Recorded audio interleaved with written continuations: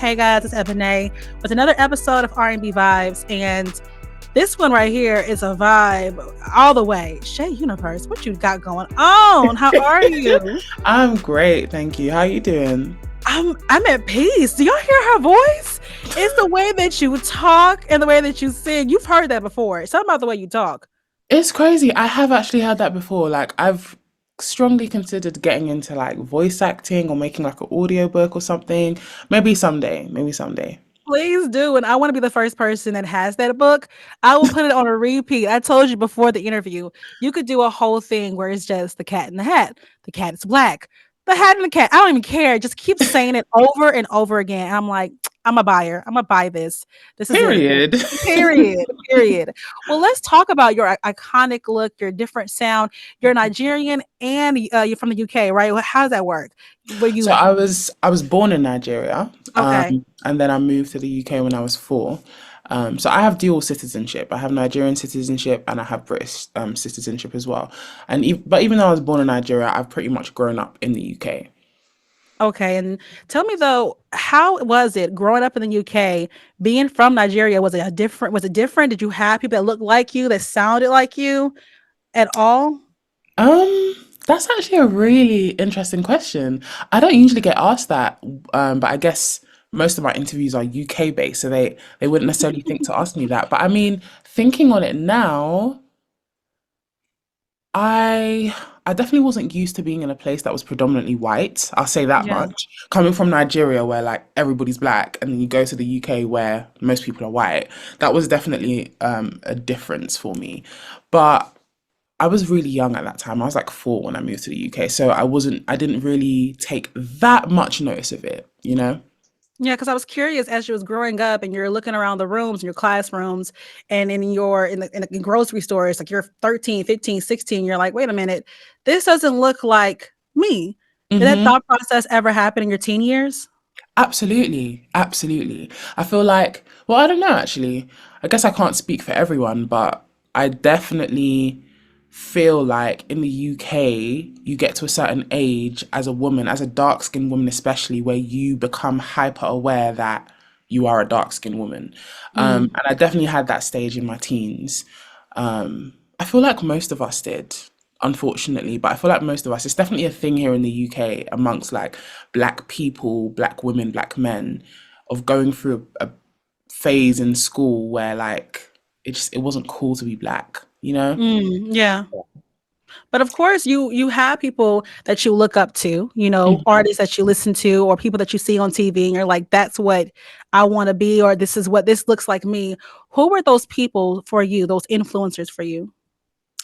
Oh, wow. There's a lot of different ones in different ways, I guess. But I feel like if we're taking it like music, Mm, so in my household, my mum used to listen to a lot of Anita Baker. And I know that's mm, like, she's like, a generation before me, but naturally, that's an influence that just like seeped in. When I started to discover artists for myself outside of the influence of my household, I would say artists like Lauryn Hill, Erica Badu. I'm I love a blackity black artist. I do. um, and I would say like just kind of the neo soul era, India D'Angelo. This is all music wise though. Outside of music, I would say things like My Wife and Kids, yeah, yeah. One on One. Like seeing black people on the TV and stuff. Those things also seeped in as well, even if it wasn't directly music. So those things help define not just you as a person, but also help find your sound as well, right?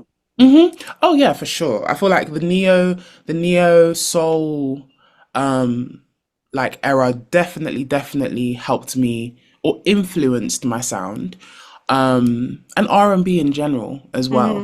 Hmm. Well, R&B let's too. talk about the difference of the UK and US R&B. Is there a difference? Hmm. Mm. Is there a difference? That's a good question. I feel like there is a difference. I'm a little bit biased though because I sing in my British accent for the most part. So that's not something that naturally distinguishes me, but Mhm. generally speaking, a lot of my peers they sing in an American accent, even if they're from London. So I don't know. One thing I've heard is that there is more like variety in the UK, but I don't Mhm. know how true that is, honestly. See, I'm wondering if that's a choice, if that's a career choice you make to sing in your British accent versus in a dialect that I guess is more broad or something like that. Is that a choice that you do as an artist when it comes to the R&B scene of the UK? Yeah, it's definitely a conscious choice, yes. But in my case, I mean, now I understand that it was a conscious choice, but at the time I didn't necessarily think to myself, I'm going to intentionally sing in a British accent. I just sang in my British accent because that's how I talk. But Yeah. right? But I didn't realize that that wasn't like a common thing. The truth is, when it comes to singing, it's actually easier to sing in an American accent than it is in a British accent because the American accent is more it's more open. Like how y'all speak, your mouth is literally more open when you're talking, as opposed to a British person. Like a lot of our pronunciation is just very closed mouth. I came to learn that later, but I just do it because that's how I talk. Well, you did it so perfectly just now when you said y'all. I said there she is, and it switched up. It Yeah, switched right. quick. No, but it's true. It's a lot more open. I feel like, yeah, just American accents are more. I feel like they just sound more lively. Maybe I'm Yeah. biased because I'm British, but I feel like the British sound quite cold, and Americans just sound more, But you upbeat. can go different ways with it. When it comes to that American accent, you can go country, country. You can go just straight general. Like I'm sorry, you can. But I love your accent. I love the British sound. I just love Thank how you. it's so eclectic and it's just you, and it Hmm. really defines that you are very comfortable with yourself, and Hmm. you know who you are. That's Hmm. what I love about your sound. Well, Thank you. take me though to even the name Shay Universe. Is when it comes to the universe that goes with the I know who I am in every aspect. Why did you come Mm. up with the phrasing of Shay Universe? First of all, I love that interpretation of my name. That is so beautiful. So if I'm keeping it a buck, Shea Universe came through a conversation with my sister.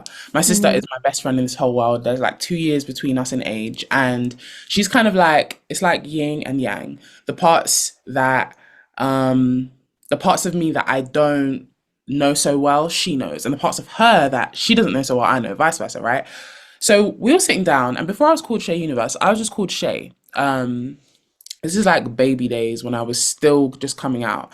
And one day I was just like, I think I was looking myself up and I realized that there was quite a few Shays, like a few people that make Mhm. it called Shay. And I was like, okay, Mhm. well, that's not good. I need to think of something that's going to differentiate me. We sat down, we brainstormed together. And at the time, she said like Shay Universe. And my spirit instantly was like, oh, yeah, that's the one. But I didn't necessarily put any kind of like real deep meaning behind it in the moment. It's Yeah. not until like after accepting that name that I realized like wow, this name found me through my sister because it's true. The way that my career has gone, the stars just align effortlessly. So yeah, that's kind of how the name came about. Well, I love it because, like I said, as a listener, someone that enjoys your music, I took it as this is an introduction to the universe, the more of me, because there's more to you than just being a singer. You're very what's it called, educated and skilled in music. Like you know the background, behind the scenes stuff. You know how to, I think, write a short film. Like you know every bit of it. So when Wow. someone introduces themselves to you, they have to understand it's more than one element. You're going to get it all. Exactly. That's also true as well. And I think this is why I love like creativity because we all have different ways of interpreting and taking things on. But that's also true. Your interpretation is absolutely correct. See, that's why I have to go back and have to talk about something too. You once said that I do music. The industry is not me. You know, you're Mm. more than just the industry, and I think this also goes into the universe part. What does that mean that you're not of the industry?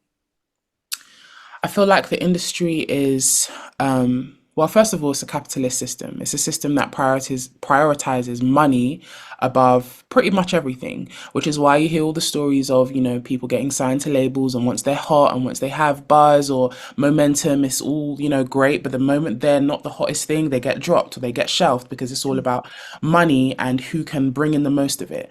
Now, as we know, life comes in ebbs and flows. Sometimes you're up, sometimes you're down, sometimes you do have all the momentum, and sometimes you need to recharge and live life and make sure your mind is okay, right? But this industry does not permit space for that. This industry is a constant rat race of churn out music, churn out music, churn out music. And if you let it, it will literally chew you up, use you for all your energy, and spit you out the moment that you are not, So when I say that I'm not of this industry, I don't conform to the rat race. I don't pressure myself to churn out music for the sake of just having songs and songs and songs. I prioritize quality over quantity. I still have a Mm. message. I still have a purpose. Like, I don't lose sight of these things because I'm in an industry where there's a lot of competition and people are trying to race to be the first to win the Grammy or do whatever it is. Like, I'm not focused on those things. I'm focused on leaving a timeless legacy, and making music that really makes a difference in people's lives. That's what's important to me.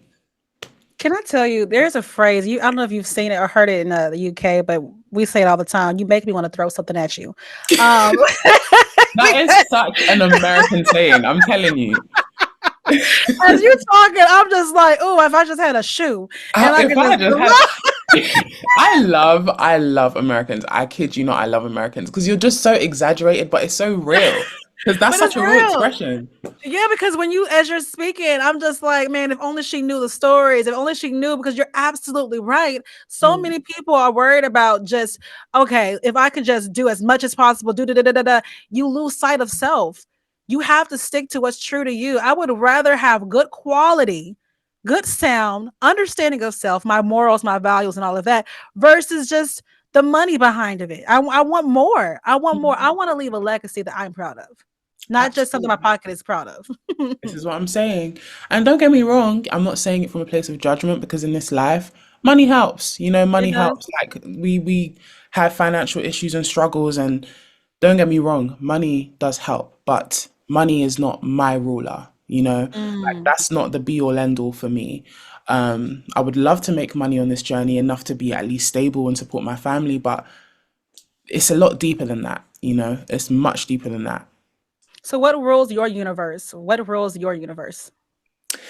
Um, wow, so many words just popped into my head as you asked that question. God, Mm. first and foremost, love. Love. Like, that word is just like pounding in my head as you asked that question. And don't get me wrong, I'm not perfect, but I do my part to ensure that I can go to sleep with a clean conscience. You know what I'm saying? I don't wish anybody ill. I try my best to act out of love whenever I can. And in the UK, I'll be real with you. This is why I feel like, honestly, I would slot in a bit better in America than in the UK because in the UK, I kid you not, for a very long time, I felt like I was like weird. Like, I felt like I was strange because I would be okay, so in the UK, if you're like super friendly, like you don't know the person from anywhere, but you're just very friendly and approachable, people see that as like Mm. they're like they call it being a beg friend. I don't know if you have that term over there, but they call it Mm-mm. being a beg friend, where you just basically you just licking ass, like you just trying to be everybody's friend, right? But that's Yeah. generally who and how I am, and I've always been that way. Um, I feel like I've gone on a bit of a tangent, but I feel No, you like good. love and God, and I think those two things are actually kind of one and the same when I really think about it. But those two would probably be the main things that rule my universe. I have two different notations I want to touch on. When you say beg friend, it makes me think about Southern hospitality because here, especially in Nashville, you'll walk down the street and someone would just be like, "Hey, hey, how you doing? Oh, you talking to me? Okay, we having a conversation. Um, I'm good. Oh, I'm good too, man. The wife is getting on my nerves. I'm like, I don't know you, sir. What is your name? Oh my gosh, But but that that's is lovely. yeah, but that's what we expect here, like, especially in Nashville, like, everybody, you just, "Hello, how are you?" I mean, of Mm, course, you have the racist side and all that kinda stuff too, but in the most parts of it, when you talk to somebody, when they ask how you doing, they're actually asking how you doing. They're mhm. really trying to have a conversation with you.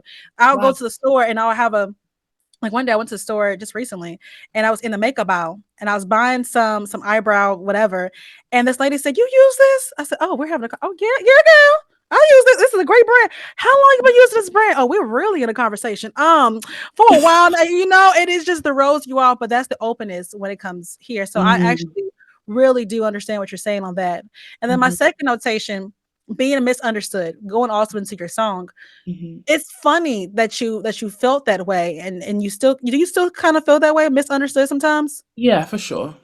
Yeah, because I think that you even touched on how being a black woman, that's really what we are. A lot of us, we're very misunderstood. They don't get us. Either we're the angry black woman or we're too emotional as a woman.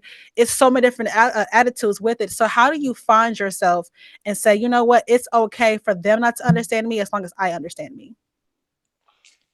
That's a really, really good question. That's a really good question, and I'm not gonna front like it's easy because it's definitely not easy for me to have gotten to a point where I'm able to be confident in myself, regardless. It's definitely taken a little bit of time, but I feel like I feel like solitude has helped me. Obviously, it's Mm, great to be around people, it's great to be surrounded by love and have a solid support system. But I do feel like as individuals, we all need to have a period of time where we are just still with ourselves to be able to hear our inner voice. You know what I'm saying? Because yeah. there's always so much noise around social media, like everything. I feel like it's so important to take the time to be still with yourself. And me personally, I spend it in prayer. You know, I pray, I speak to God, I ask God for guidance. And I feel like those are the intimate and intricate moments that have really played a major part in guiding me in my journey. So, in short, the way that I've been able to come to a point of accepting and just loving myself, regardless of who understands me and who doesn't, is by again silencing the noise and listening to my inner voice. If that's one thing I swear I hope somebody walks away with, because when you do that and you allow yourself to find peace within self, I swear though the world becomes your oyster. You know, you're able to take on as many things that you didn't think you was going to be able to take on. You're able to deal with the big hits that a lot of people can't deal with. Once you're comfortable with yourself, once you're able to say, okay, I love me, I get me, and I'm gonna do this for me, everything seems like it's gonna be okay. Hmm. Honestly, it makes a world of difference, and a lot of things, most things start in the mind. You know, Yeah. most things start in the mind. How you view the world, what you think of yourself, your self-talk, the things that like you say in your mind to yourself. All of those things they help to shape and form your reality. So I'm very intentional with those things. Do you have, this is a random question. Do you have like a mantra or something you say to yourself each day that keeps you going? Wow. Well, you know what? I did at a time, and I've fallen off a little bit now, but I feel like this question is my sign to jump back on it. So once upon a time, I would wake up in the morning, and a mantra that was really important to me was, oh my gosh, I forget it word for word, but basically the essence of what I would say to myself is that I have, I am capable, I have the capability of achieving everything I put my mind to in this day. Now, that sounds like a generic and kind of like just a generic thing to say, but I feel like life in general, especially once you start, like once you touch adulthood and it's like ain't nobody giving you no silver spoons, like you're really having to do it Hmm. by yourself. Life is hard, you know? And I feel like, especially in this time of social media and everybody always being so performative and always doing their best to show the best part of their lives, we forget how challenging each day is just being an adult. Like, let's talk about it because sometimes I look around and I'm like, everybody's just posting like as normal on Instagram and acting like we're not in a cost of living crisis. The world ain't going crazy. There ain't Yeah. wars happening. You know what I'm saying?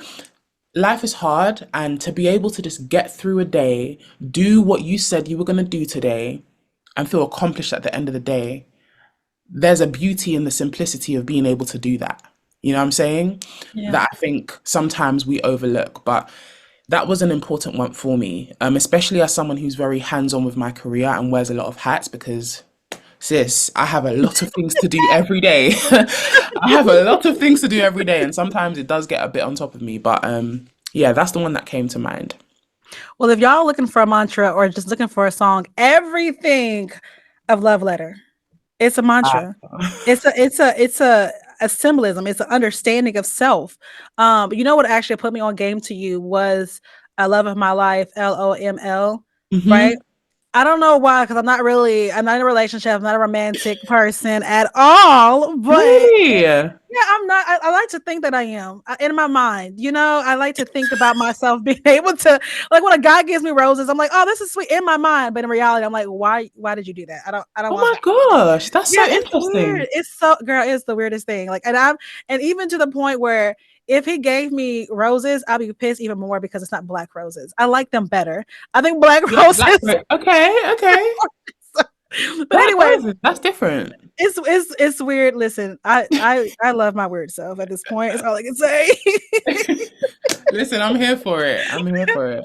But love letter is such a beautiful understanding of yourself. I know there's another project you have that's unorthodox. It's Mhm. different from unorthodox, but Very.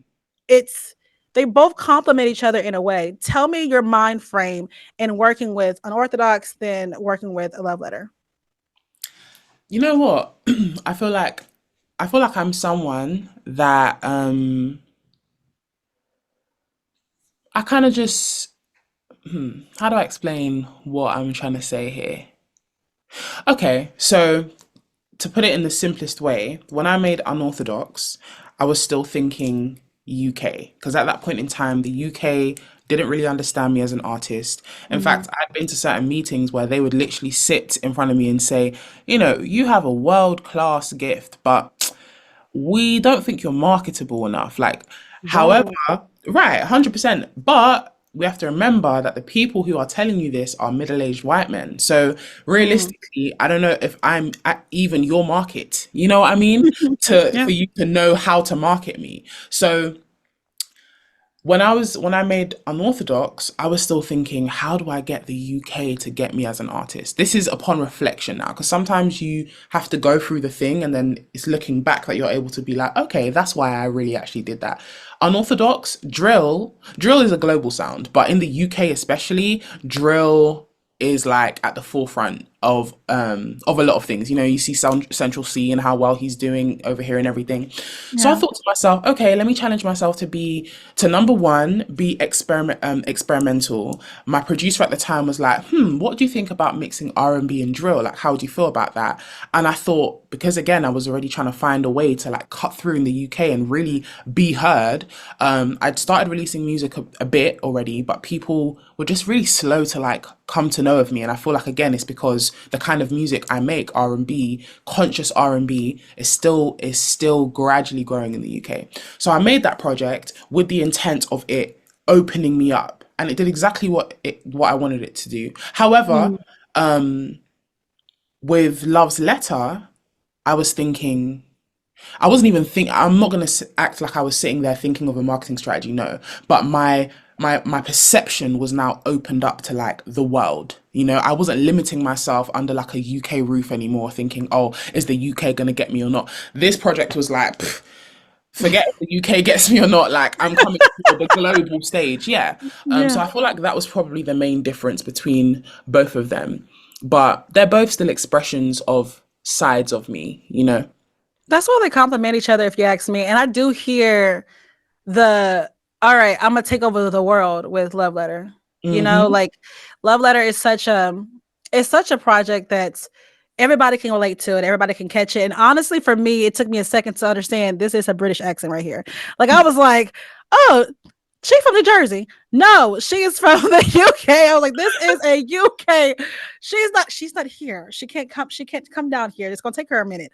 So but but when I say introduce me to you, it really made me understand, okay, let me learn more. And can I give you real quick the award for the best entrance for your tiny desk? Like Wow, thank I you. when I saw when that girl poured that wine, I said, no, she gotta You take a know I had to sip. set the vibes, baby. I had to set them vibes, okay? I said, now she gotta take a sip. But it really, as someone here in Nashville, Tennessee, as someone that learned you by listening to Love Letter, and then saying, "All right, let me look some more into her background on her music," it Mhm. just fast forward me. So if anybody is listening right now, please take a listen to the entire project, and then be like, "It's gonna make you be like, let me go ahead into the universe of Shay." Mhm. It really will. Wow. That makes me feel good, because sometimes I did like worry about just how different both of those projects are to each other sonically, Yeah. and just like the truth is I've done quite a lot in my career considering I only have two bodies of work out so far. So sometimes I do think about that, but there's much more music to come and I'm excited to continue building this legacy. But not just music. Not just music. Am I right? There's more. No, wait, huh? Like, I mean, eventually we'll get into some movies. Oh, Eventually, absolutely. right? I love how well researched you are. It's giving, yeah, you know exactly who you're speaking to. That's so crazy. Yeah, Yeah. I definitely want to do movies. Definitely. I mean, my original plan was to start integrating it into my music, like my music Mhm. videos. Do I want to? I can't even say too much about that because it's still in the inceptional stages. But I definitely have plans to like start doing little short film type things in my music, and through that, hopefully open it up and get like a major role in a movie. I would love that. I can see it happening. I can see, and of course, we're going to get the audiobooks because I need that. Um, like and everybody else, I think everybody else would enjoy it, but for me, But so for real though, with the audiobooks though, the thing I've been stuck on is like, what do I turn into an audiobook? Do you know what I mean? Like, I'm a music artist, so what am I saying? Like, am I saying, I don't even know how where I would start with that? but I told you it doesn't really matter. Your voice, like, You said listen, cats and listen. dogs. No, but realistically, I gotta think of something that's actually like, what I mean? It makes sense with the Yeah, brand but it's cool. We can get into it at some point. If you have any ideas, girl, let me know. I will, because I'm at this point. I'm like, can't you just partner with someone? Like, if you could partner, for example, because the book I'm trying to get, no, actually, the book I'm reading right now is Billy Porter's book. Billy Porter, Okay. the actor. So if you could like reach out to him and be like, hey, you got an audiobook version of what of your actual book, I'll be the voice. That's my thought process. If you could That do would be that, so cool. yeah. Girl, you just gave me, yeah, okay. I'm for Okay. you. I'm for you. Listen, I don't even want 10%. I just Ebony. want your voice. That's it. I just want to hear your voice. I want to be the first person that gets the book. That's all I care That about. is such a good idea. Oh my Yeah, because gosh, I'm actually even gonna. you Mhm. should do that. Eve just released her book. I think it's called Who's That Girl? If you could partner with her and just be like, I'll be the narrative, I'll be the voice to tell your book, tell your story, and do it Mhm. that way. That'd be something. Wow, that is an amazing business idea. Thank you, Listen, I'm Ebony. here. I'm here for you. Well, yeah. Listen, I support my black queens. We're gonna do what we can to make it, honey. We're gonna do what we can. Oh my gosh, I love it. I love But it. I really do admire you, and I really do appreciate you. It's not just you Wow. as a singer, but you as a person. You're so versatile in yourself, and you really prove that black women, we can really do it all. You don't have to just have one narrative. You don't have to just be mom. You don't have to just be a daughter or just something to someone, but you could be something to yourself and explore every type of possibility that you can dream. You really prove that. Girl, girl, that is so touching. That is so touching, and I'm so grateful. I feel so seen and so appreciated. Thank you. Because you are appreciated. And I feel like as people learn more about you and see more of you, they're just going to be like grateful to be in the whole spectrum of you. There is so much more to you. And I think that you've of course scratched the surface a lot, but when I tell you, you haven't even seen what's next yet. It's crazy. It's going to be beautiful. I received that. Thank you so much. So what's your advice? I need some advice to black women out there that feel misunderstood, to women out there that feel like they are still trying to find themselves, understand their universe. What's your advice to them? Okay. The first piece of advice to women out there, to anyone out there who feels misunderstood, is start paying attention to how you feel about things. And I'm going to break this down. So, before I became really intentional about unlearning all the things that weren't for me and relearning the things that actually do resonate with me. Because again, we're all products of our environment, right? There are certain things we've been taught from young that we just do because that's just what we know to do, but they don't necessarily resonate with you. Or you get to a certain age where certain things stop resonating with you. But because it's just what you've known, you just continue doing that thing or continue that cycle or whatever it might be for you, right? When I started being intentional about being a person that I love, or not even being a person that I love, appreciating the person that I already am, I had to Mm. start paying attention to how I felt. And when I say that, I mean, we do a lot of things, especially when you've been conditioned in a certain way, we do a lot of things that we don't actually like. We do a lot of, we put ourselves, we subject ourselves or make certain decisions that secretly, this decision actually gives me a little bit of anxiety, or this decision is actually me putting myself last, but oh well, it's being more conscious of like, how does this decision actually make me feel? And if it doesn't, I'm not saying that things always have to feel good because sometimes you have to do things even when you don't feel good, right? But does my does my spirit feel, there's a specific word I'm looking for, does my spirit feel conflicted about this? If your spirit feels conflicted about it in whatever way, listen to the voice. And it's not the easiest thing to do, especially when you've quieted down that voice for a long time, but it's important. That was like one of the first things I noticed about myself when I started to, again, just become more confident. um there's so many things going on in my mind, but I want to say that lack of confidence builds through you neglecting yourself, and not paying attention to how you feel is a form of neglect. Do you know what I mean? I don't know if I've hit the nail on the head with how I want to explain that, but pay attention to how you feel. That's the bottom line of what I'm saying there. I'm trying to think if there's any other like major things that really helped me. There's a lot of things, honestly. Um, my mind goes blank right now, but You're fine. I think you've been yeah. hitting it right on the nail the entire interview. I think at this point I need to charge people for tithes and offering, because you you definitely have been preaching a prayer, a sermon. I'm like, y'all. At some point, I can't let her just be giving out free advice. You know, at this point, this is a church and we collect. All right, 10% is what's needed. So, so you You are so funny.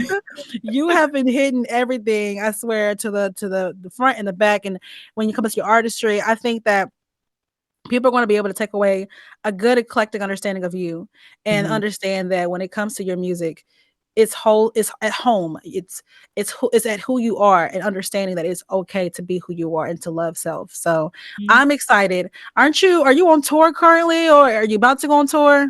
Yes, I'm about to go on tour as of next week. It's going to be my first ever headline tour, so I'm really excited about that. It's just a mini one, so it's just like UK and Europe. But next year I plan on doing the US tour, which I know is going to just be crazy. So yeah, keep a lookout. Okay, well, this is something that we do here in Nashville. We don't say mini, we don't say little, just a little some, just a little tour. No, we say big, grand. That's what it is because it is. It is a huge Mm-hmm. thing. Even if it's like three, four stops. No, I'm on tour. Period. Hmm. Doing a big thing. Period. Wow. Yes, you know what? Yes, I take that from you. And I need to work on that. Again, I feel like it's a very British thing to just like downplay the things that you're doing. Mm-mm, But yeah, mm-mm. we're stepping into it. We're stepping into it. And I also just wanted to add, right? Because, I don't know, I feel like I don't really get the chance to let my supporters or the people that have joined my journey and are currently on my journey know this. Of course, I've acquired a lot of wisdom in my life up until this point, which I share through my music and in moments like this where I speak to people like you. But honestly, a big part of me being able to, wow, I feel like I'm going to get emotional. A big part of me being able to accept who I am is through the people that accept me. So people like you,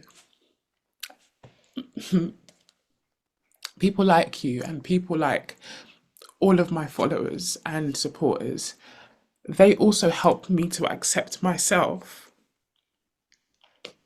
I don't know why that wave of emotion just came, but I feel the need to say it, because I'm not perfect, and it's been a long journey, but that has been a big part of it for me. You know, when I'm just myself and I see myself being received, it's like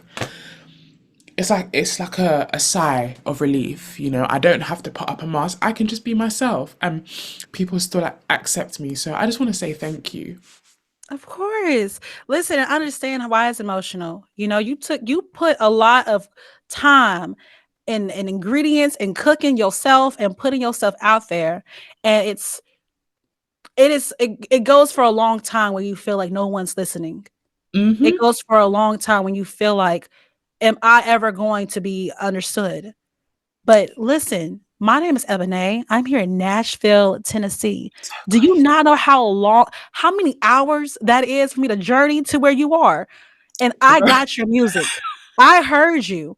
If if I heard you in Nashville, Tennessee, baby, somebody in Japan, somebody in Louisiana, like we hear you. We Mm-hmm. love you. You are accepted. We appreciate you and we want you to continue to be you. You are valuable. You are an image of black womanhood that we need to see more of. Wow. Thank you. Girl, we're gonna be friends for life after this. I'm telling you. I'm like, I will cry into you and everything. No, seriously, seriously, I I do it's really it's appreciate it. true. Of course, it's so true. I think that every time I talk to an artist, they especially an artist that's still trying to get their music out there, they get a little lost in like, how do you know about this? Because I'm a fan. When Mm-hmm. I don't talk to just any artist, I have to be a fan of you. It's hard Mm. for me to not listen to your music and then love you. If I don't love you, I'm gonna be like, this interview is gonna be really. What's your cat name? What's your dog name? You Mm. That must know, that must be so interesting whenever you have to do interviews with people that like you don't. Do you ever have to do interviews like that with people that you don't really like relate? No, I'm No? able Okay. to so for this particular show, I get who I listen to. Ah, I okay, literally go okay, for okay. what I listen to because I want someone. I don't want to ever put somebody on the air and then I'm over there trying to persuade you to Mm, like them as much as I do. No, this mm, is the bop. This is why it's the bop, and I relate to in these notations. It's so it can you can listen to someone and hear how it's not genuine. It's not, oh, she just saying it because she just saying it. when mm, I when I introduce your sound on our airwaves, I can literally say, y'all, I feel connected to this woman because she understands black femininity in a way that I need somebody to understand it for me. mm, Somebody that, as someone that felt awkward and had anxiety and did not feel like I was being seen, she gets that. So if mm, you're that girl, if you're that person, she's you. She got mm. your back. I can say that because I relate to you in that effort. Wow.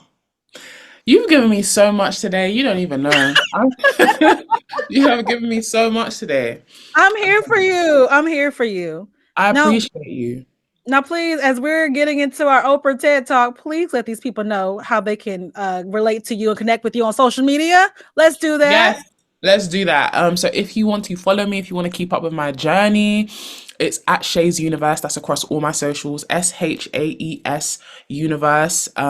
If you happen to be in London or in the UK, if you want to catch me live, you can catch me on tour starting from next week, the 9th of October, all the way through to the 20th. I'm going to Birmingham, Manchester, London, Amsterdam, and finally Paris. So yeah, if you're around, make sure you get your tickets and yeah, keep up with my journey. It's definitely going to be an exciting one. Yeah, you can't say many when you say the word Paris. It's just a little different for us here in the US. When somebody says Paris, that's like, wait, why? You got so many money. So you can't.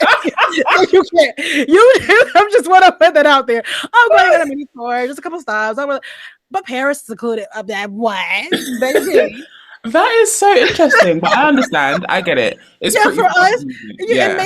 maybe for me, when somebody says I'm going on a mini tour, they're like, oh, we're going to like Atlanta, LA, we're going to those places. But when you say names like you just said, that's not many, babe. That's what we wish and aspire to be. That Wow. Well, I'm just grateful, I'm grateful. And I definitely, yeah. definitely have not forgotten about my US supporters. Next year, I'm gonna be all yours, and I can't wait for that. And you gotta come to the studio. You gotta come to 92Q. I gotta see you here. Absolutely. We're locked in now, girl. We are locked Yes. in. Yeah. Listen, I am for you. You need a prayer warrior. You need a bestie. If you want somebody to knock somebody's lights out, I'm your girl. Okay. I'm here for the full range of emotions. It's the universe. So I gotta be here for Oh my everything. gosh. I appreciate you so much, man. No, we definitely gonna chop it up though. Please. Now, guys, like I said, you can listen to Love Letter and get the full aspect of her. There really is not one particular song that I would say that's a good introduction. I feel like every piece is an introduction from Passenger Princess to LML, Love of My Life. I got to get the acronym together. LOML. There we go. It doesn't matter. And even your other song, OOTW, right? Mhm. By the way, great pole dancing song. Just put it out there. Don't ask me how I Oh, you know. pole dance. I do. Listen, I You do. did? I Period. do. I Okay. need to start. I actually need to get into it myself because apparently it's actually a really good workout too. Oh my gosh, yes. When I tell you, I went to practice yesterday. My lower back is like, I hate you. So Ooh. I'm sitting on pins and needles right now because Oh it's not no, fun. girl. But I've been doing it for about 3 years, about 2 or 3 years, and I love it. Absolutely love Wow. it. So I Okay. highly suggest it. Okay. Okay. Cool. I've Mhm. been wanting to do it. I've been wanting to start, so this is my sign. I'm gonna definitely take it up. Hey, listen, watch an idea. This is not you have to do it, but listen, idea. Can Hmm. you imagine a whole stage and then you have this one pole in the middle and then you're performing that song, OTW, and you come out, you dance to that as you sing or something? I'm just saying, I'm gonna pay money, money. I'm gonna pay money. Oh my goodness. Just You an know idea. what, Just an idea. Ebony? We Just definitely gotta talk because you just in this interview alone, you done gave me two ideas that have like blown my mind. I Yeah, got you. okay. When I you got you. see me singing and dancing on the pole at the American tour next year, like just know this is where the idea It was was birthed. here. It was Yeah. here. I'm gonna be in the crowd. I'm like, she did. I was the one who gave the idea. I did that. I gave y'all this. No, for real, because that's okay. It's a, Okay. Wow. and then I see even the vision. it's just I think it's just a beautiful song to dance to, and it's so iconic to a woman being okay with herself and love self. So like it's just a beautiful melody. Like it works. It works. I Hmm. almost broke my back dancing to it yesterday, so it works. I Oh almost went my to the God. hospital for you, hon. Almost went to the hospital for you. So Oh my it gosh, works. please, we don't want that. We don't want no hospital visits, but at least she was getting it in though. She was getting it in. Hmm. Well, guys, please check out Shae Universe. Check out her tiny desk. That right there, like I said, best opening ever. When she took that sip of wine, I said, "You better." So, y'all, please get to know her. Please learn her music. We're going to vibe out to her on the show. And I thank you again for coming on. Thank you so much. Absolutely. Thank you for having me.